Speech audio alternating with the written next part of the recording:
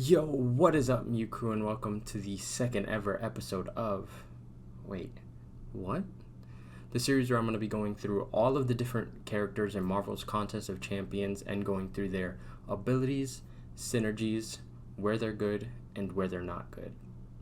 My goal with this series is to make you experts in characters that you already know are good and that you already play every day, or maybe introduce you to some other characters that aren't as popular as overpowered, but are still very strong in their own right and can get the job done, leaving you saying, wait, what? They can do that?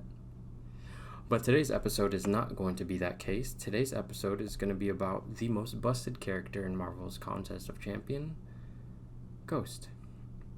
Now, since her kit revolves around just a single ability, really, a lot of this video is going to be gameplay and specifics about her kit and how to use her.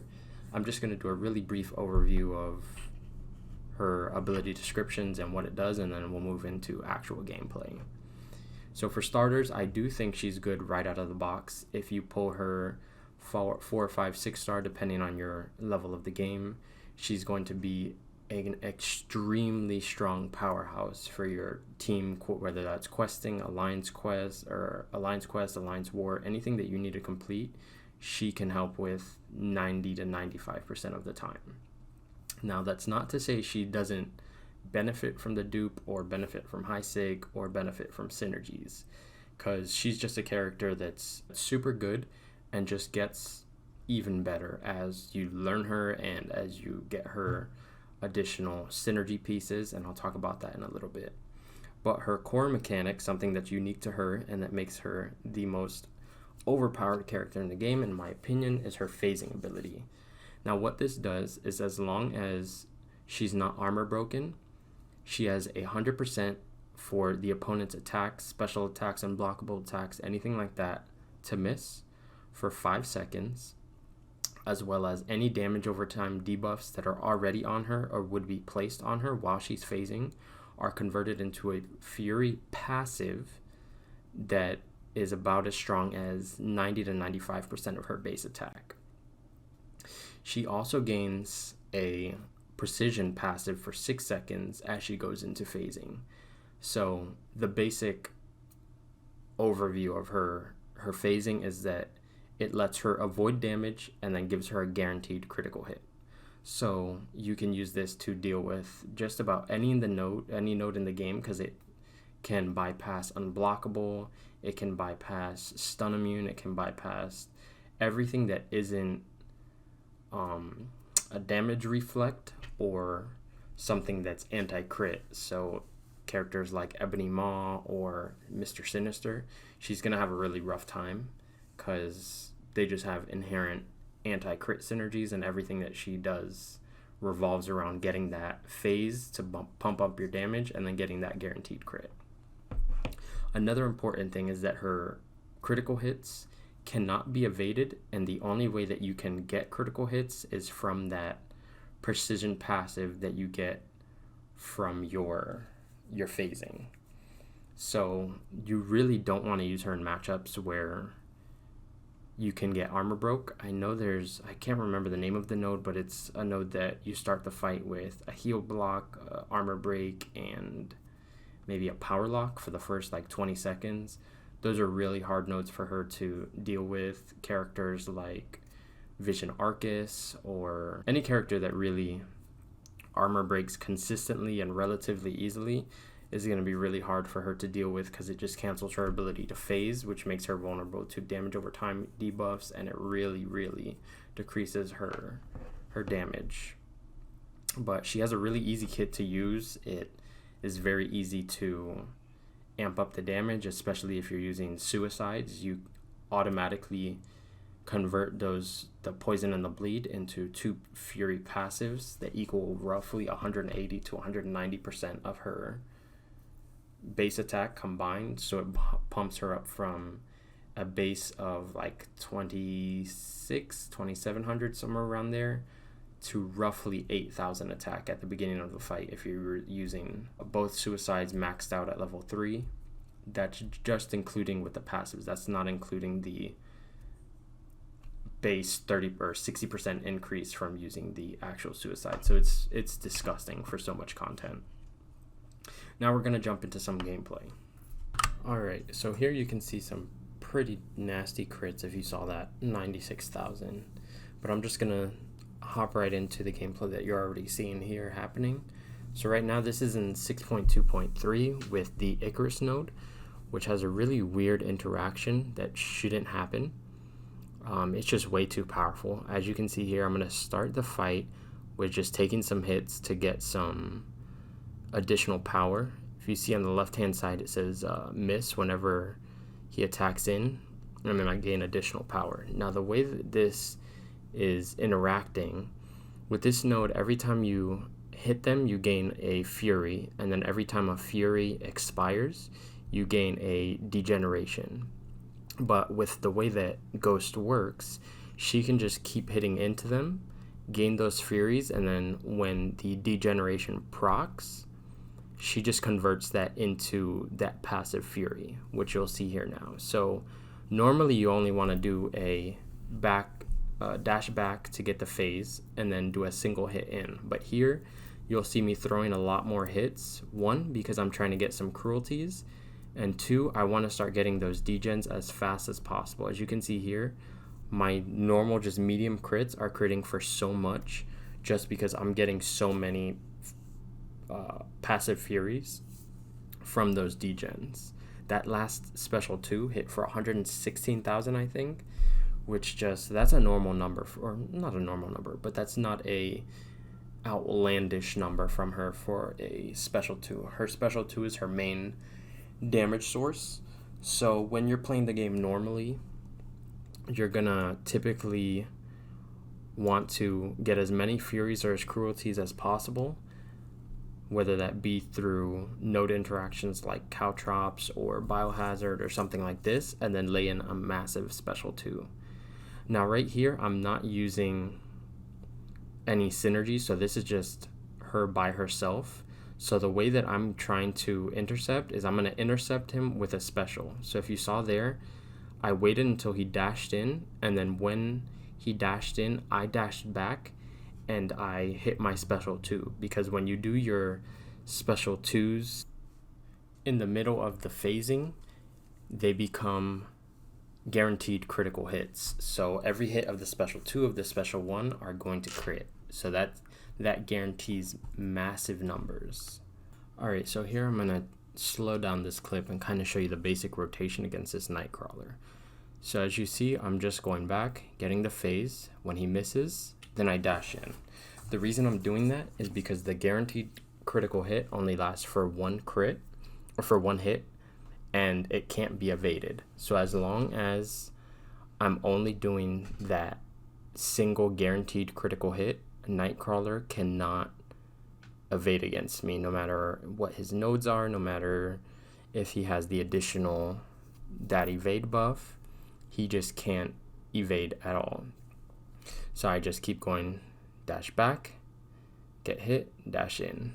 The reason I wait for that dash in is so that I can gain some additional power. If you feel comfortable enough, you can go ahead and just keep getting in and wait until the end of that phase timer to go ahead and do your hit, so you can gain as much power as possible.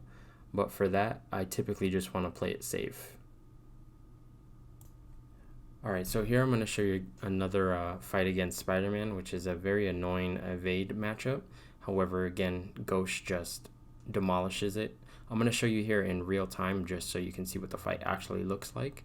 And there you can see I'm taking multiple hits before I do my dash in, just so I can gain a little bit more power.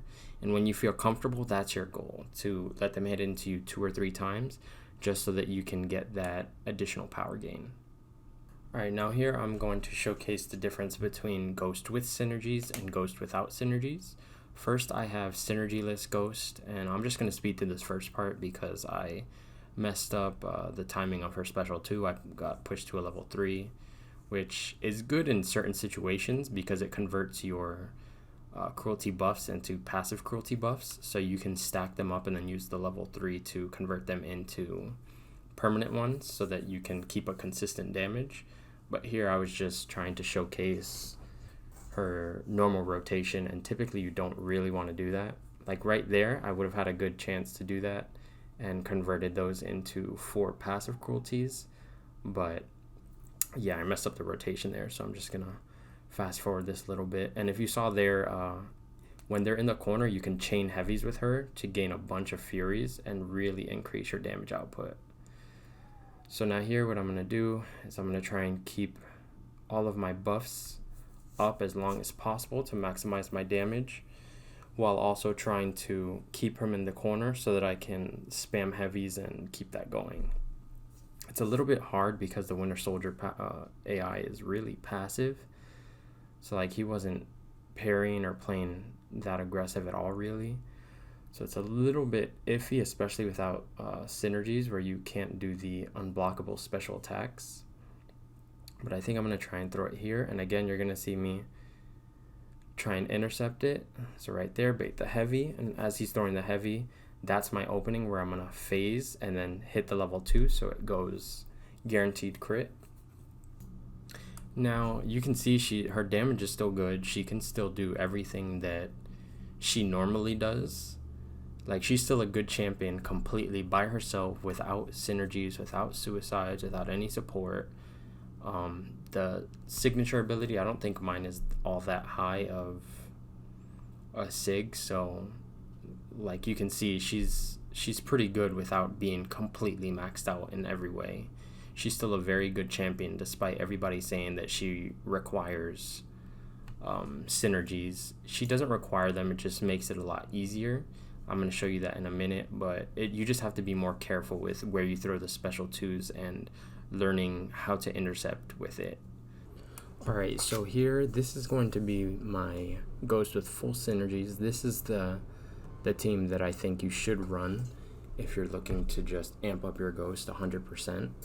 So the core synergies are going to be Ant-Man and Wasp, because Wasp makes your special 2s unblockable when you do them while phasing. So they're guaranteed crits and they become unblockable. As well as Ant-Man, you get an extra, I think, 10% per buff on Ghost. So every time she gets a cruelty, fury buff, she further amplifies her damage. And then when all 3 are in the party, at the beginning of the fight, she gains an additional 25% attack. So with all 3, she just becomes a monster, which is why people say that she's kind of synergy reliant. I don't agree, because I mean, I've just showed you plenty of gameplay where she's doing 100% fine without them. But as you can see, the damage is a lot higher right now, and it's a lot easier to manage because you don't have to worry about intercepting with the level 2s. You can just throw them into the block and easy game, easy life, you know? And right here, I believe I'm going to try and showcase the issue with precision. So if right there you saw the bleeds, and normally I would try and shrug them off to get those parry or the furies, but I wasn't able to because I had the precision. When you have the precision, you can't phase, so you can't get rid of debuffs. And I believe I'm going to use a level 1 here as well to try and showcase the issue with why I don't use the level 1s, because you can't phase anything. So yeah, you get some good damage, but if you don't finish them off, you can't phase. See, all of that I would have to normally intercept and play like normal, but in situations where you might be getting debuffs, that's a real big hazard. Alright, now here I'm going to be taking Ghost with full synergies again into some endgame content. This is the Red Hulk from Labyrinth of Legends, and I just kind of want to showcase what it looks like when you kind of get comfortable with Ghost and you learn her mechanics and you learn the matchup and where you can heavy counter, because this is an ideal playstyle when you can ramp up the damage without suicides. So this doesn't depend on your masteries at all. This is just your mastery of Ghost herself and how to play her. And I think this is a good showcase of just how powerful she can be and how much fun and how satisfying she can also feel to play. So right here, I'm just trying to stack up some cruelties while getting him locked into the corner, because once he's locked into the corner, I can get into my rotation, which you'll see here. So I just want to keep getting to the level 1s counter with my heavy, stack heavies, get cruelties, and then just throw the level 2 into his block. See right there? Throw it into his block, don't have to worry about it, and I'm hitting some really nice numbers, really easy, very satisfying style. As long as they're under the level 1, you can just keep heavy spamming them into the corner, stack up those furies, dash back, bait out the special, and then keep rinsing and repeating like this. And yeah, this is, if every fight could look like this, and to be honest, a lot of the times you can control the fight to make it look like this. Like, she just breaks the game. Like, there's not many things that can stop her aside from specific champions like Sinister or Ebony Maw, or nodes that counter crit specifically, or things that deal damage back to you like Thorns. But you don't run across that stuff very often into the game, and honestly, if you just have 1 or 2 counters for matchups like that, the Ghost Trinity plus a couple things can run through 95% of the game, and it feels really fun while you're doing it. Alright guys, now this would normally be the part of the video where I would go through their good matchups, their bad matchups, and their synergies a little bit more in depth. But to be honest, Ghost is so good at so many different interactions and nodes that would take another 10 minutes. So in the sport of trying to make this as short as possible, I made a really quick Excel sheet of all just the stuff that came to mind as I was typing it. I'm sure there's more that couldn't go on this list that I'm just not thinking of at the moment, but the long and short is anything that deals with benefits from intercepting, because if you attack right after they miss into your phase, it counts as an intercept. Anything that applies debuffs when struck, like Biohazard, she can destroy anything that deals with evade, destroys all those really annoying matchups that you need specific immunities or anything like that for. She's just the best counter. The only thing that you don't want to bring her into are obviously things that have anti-crit mechanics, so characters like Ebony Maw or Mr. Sinister, nodes that have reflect damage such as Thorns, characters that can hit you through miss like Nick Fury, and then everything that can armor break you pretty reliably like Vision Arcus, Man-Thing, straight up armor broke nodes where you start the fight armor broken. But yeah, she's a really incredible champion when you learn to play her and learn her play style.